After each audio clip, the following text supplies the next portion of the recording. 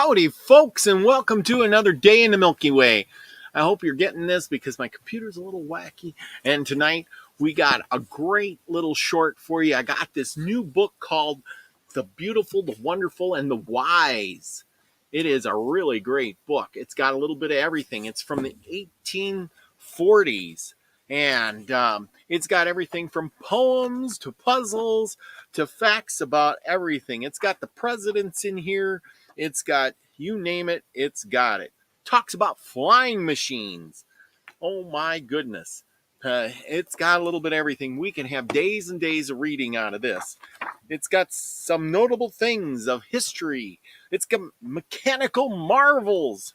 It's got the biggest bell. Did you know the biggest bell in the world is located in Russia? The Great Bell of Moscow, if it still survives. It's the largest in the world. At least back in 1840 it was. So tonight I come up with this good one here. It's called Sheridan's Ride. And I want to read this to you. It's by T. Buchanan Reed. And it is kind of interesting. It says, Sheridan's Ride. Up from the south at the break of day, bringing to Winchester fresh dismay. A frightening air with a shudder bore, like a herald in the haste of the chieftain's door. The terrible grumble and the rumble and roar, telling the battle was on once more. And Sheridan was 20 miles away. And wider still those billows of war thundered along the horizon's bar, and louder yet into Winchester's rolled the roar of the Red Sea uncontrolled, making the blood of the listener cold, as he thought of the state of the farrier fray, and Sheridan 20 miles away. And there is a road from Winchester town, a good, broad highway leading down, and there, through the flash of the morning light, a steed as black as steeds of night, as seen to pass as with an eagle flight, as he knew the terrible need.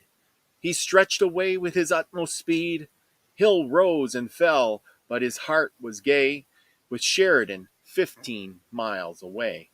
Still sprung from those shifting hooves, thundering south, the dust like smoke from the cannon's mouth, on the trail of the comet sweeping faster and faster, foreboding the traitors the doom of disaster.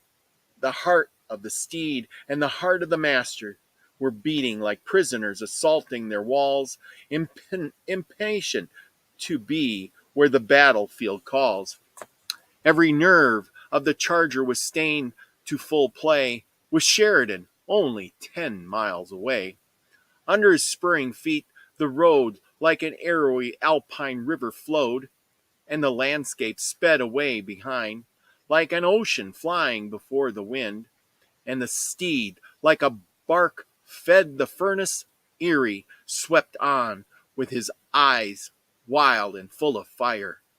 Oh, lo, but he is nearing his heart's desire. He is snuffing the smoke of the roaring fray, with Sheridan only 5 miles away. The first that General saw was the groups of stragglers and then retreating troops. What was done, what to do, a glance told him both. The striking his spurs with a terrible oath, he dashed down the line mid a storm of hues, and the wave of retreat checked its course there, because the sight of the master compelled it to pause. The foam with the dust, the black charger was gray by the flash of his eye and his red nostrils play. He seemed to the whole great army to say, I have brought you Sheridan all the way, from Winchester down to save the day. Hurrah, hurrah for Sheridan! Hurrah, hurrah for horse and man! And when their statues are placed on high, under the dome of the Union sky, the American soldier's temple of fame, there with the glorious general's name, be it said with letters both bold and bright, here is the steed that saved the day by carrying Sheridan into the fight from Winchester 20 miles away. Well, ain't that cool? Quite the poem. You know who Sheridan was? He was a general in the Union Army. Look him up. Maybe we'll do a little short show on him. But this book's got all kinds of different things. Yes, I mean, I'm just flabbergasted with all these little poems in here. I should read you another one. Let's see. What can we... Oh, look at here. Here's one that says Chicago. Very interesting. Blackened and bleeding, helpless and paining and prone, on the charred fragments of her shattered throne, lies she who stood but yesterday alone, Queen of the West, by some enchanter taught to lift the glory of Aladdin's court.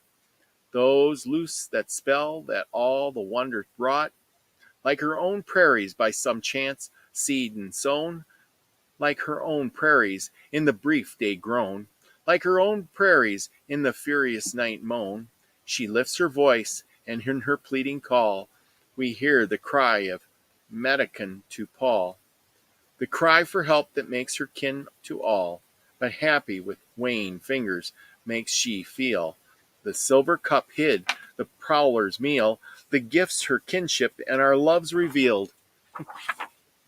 I guess that's it. That was by Chicago by Brent Hart. I don't know. I'm just going through these. It's quite interesting. We're going to page through here some more. And here it talks about, wow, solitude. There's one on my dog. Ooh, that's pretty cool. Ooh, this is a long one. Everybody's got a good dog anyway, so let's read my dog. Ooh, maybe this doesn't sound out so good. Dead, and my heart died with him. Buried, what love lies there. Gone forever and ever. No longer my life to share.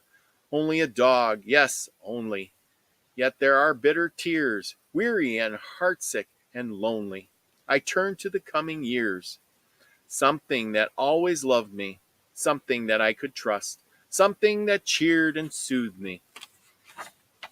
I'm moldered here to dust, gentle and faithful and noble, patient and tender and brave. My pet, my playmate, my darling, and this is his lonely grave. I go to my lonely chamber and linger before the door. There once was a loving welcome. I shall listen for that no more. I sit by my blazing hearthstone and lean my head on my hand. The best of my wayward nature lies low with the Newfoundland. One plank when the ship was sinking in the wild and stormy sea, one star when the sky was darkened, was the love of my dog to me. A star that will shine no longer, a plank that has missed my hand, and the ship may sail or founder, no watcher on the strand. A stand on my sunny uplands, the beautiful autumn morn, the crimson leaved maple or me fronting the golden corn. I hear the brook in the valley. It sings as it sang of yore, but the faithful eyes and watched it will answer mine no more. Over those sunny uplands and climbing the breezy hill, I haunt the depth of the woodland, lonely and silent still. Silent and lonely always, I know this life may be, but in the unseen future, what is in store for me?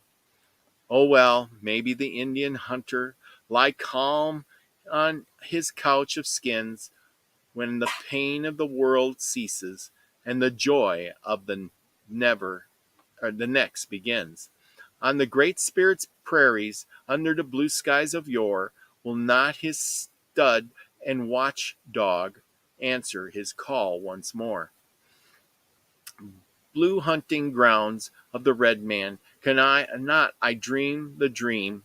Surely my old companion, but waits till I cross the stream, waits with a faithful yearning, almost akin to pain, till in some lesser heaven he bounds to my feet again. Well, that was kind of a weird poem. I'm just talking about, back in the day. This is an old book. This is a really old book. I was lucky to get it. I was bidding on it on eBay, and I got it off of eBay. And it is very, very old. And it is the beautiful, the wise, the wonderful, and the wise. It is some of the most notable things in poetic literature, in science and art, the history and biology or biography, in earth, sea, and sky, in philosophy and music. It's even got music in here. It's printed in 1886. Interesting. Very interesting. Let's go back here. What has it got here? Let's see. Absence of mind. Brilliant reception. Absence of mind. Queen's names.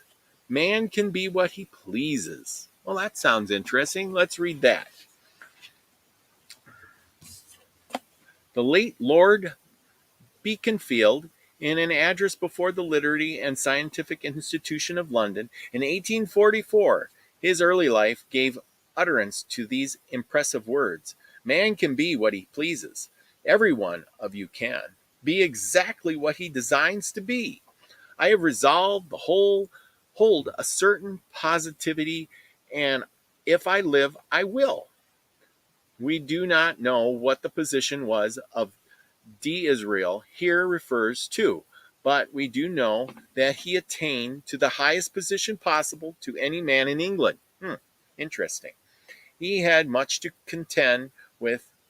He was a Jew, but by the mere power of his will, he ejected the Jew blood from his veins and pumped the blue blood of England in. Gotta laugh at that. I mean, this is what they were talking back in 1886. Go figure. With a darling and sublime infirmary, he climbed into the seat next to the great white throne of the Queen herself. It may be interesting to know whether in the course of his long, eminently successful public life, he had any occasion to modify the somewhat remarkable statement he made in 1844. The following, taken from his very latest work, Ediomun, published in 1881, just before his death, shows that he had not,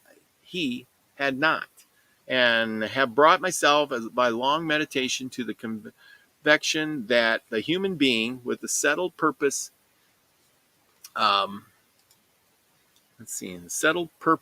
and must accomplish it, and that nothing can resist a will which will stake even existence for its fulfillment. Well, we should look that up. We should really look that up. Who is this guy? Well, that will put me on some more chases down a long rabbit hole. Will it not? Sailing over the buried nation. Well, thank you all for coming tonight and going through this new book I just got, which is really old. Well, here's a good one. Earthquake Terror of 1750. Only will you find this in a book that is so very old. And I got to turn on a light so I can see. The memorable incidents connected with the foundry, the earthquake of 1750, is still recorded. On the 8th of February, all London rocked to and fro with a strong convulsion, and the people rushed into the streets to avoid being buried in the tottering houses. A month later, when Charles Wesley was holding the 5 o'clock morning service at the Foundry Chapel, a far more violent shock passed beneath the city. The earth moved westward and eastward, and then westward again, followed by a loud noise like thunder. Wesley had just given out his text when the foundry was shaken violently as the roof would fall. The women and children cried out, but the preacher, changing his text, read out loud, "Therefore we will not fear through the earth be moved." Yeah, just look to religion and stay in the thing when the roof falls down, right? As the earthquake comes. etc., and soon filled the audience with his own unshaken courage. Yeah, courage, not. You're in a building. It come crashing down. The general terror rose almost to madness when an insane prophet declared that on the 4th of April, another earthquake would level London and the Westminster to the dust. A wild excitement raged throughout the city as the fatal day approached. Thousands fled to the country. Women and children ran to the streets on the night before, and the 4th of April, weeping in lament. London looked like a city shackled and ruined, but every open space was filled through the anxious night with multitudes of rich and poor awaiting the expected shock. The churches were crowded with unaccustomed worshippers. Whitfield stood up in the Hyde Park at midnight under an inclement sky and spoke of his sorrows, voice to the unaccounted multitude. And Charles Wesley, surrounded by immense throngs at the Foundry, preached a written sermon and chanted some inspiring hymns. The next day passed away in quiet. The people came back to their homes, and London has never since felt so universal a terror as that of the year of the earthquakes. Well, when will London have another earthquake? That's my question. Wow, it's got the presidents in here. And it goes up to President number 21, Chester A. Arthur, our 21st president of the United States. So there you go. That's as far as it goes. You want to, what's really curious? It lists their prices here too. Salaries of some of the officers of the U.S. The president gets $50,000. The cabinet head of each department, $8,000. President's private secretary, $3,250. The vice president gets a salary of $8,000. The United States senators, they get $5,000 each with mileage, 20 cents per mile. Stationery is $125. Frankly, privilege and expenses on committees. The Speaker of the House of Representatives gets another $8,000. Each representative gets $5,000. United States Treasurer is $6,000. Chief Justice of the United States Supreme Court gets $10,500 as a salary. 8 associate justices each, $10,000. The highest salary paid to the governor of a state is $10,000, which amount is received by the governors of New York and Pennsylvania only. Michigan and New Hampshire, Rhode Island, and Vermont each pay its governors about $1,000 salary. Well, I hope y'all enjoyed that. I ain't going to go no more, but I will read out of this book again. It's kind of funny, and it's very interesting. It's got a little bit of everything. It's even got music in the back. I was looking through here, and as you go through, it's got music. Look at that. Look at that music. You don't need any other book. This is the only book you need. It's got everything. It's got everything from the presidents, stories, information about the world, poems, you name it. It's got it. Keep you entertained for years on end. Story for every night. Anyway, I hope you enjoyed that with me, and we will be back again tomorrow. Thank you all for coming. Remember, go out and be the frequency you want to receive. I love you all, everyone. Peace, everybody.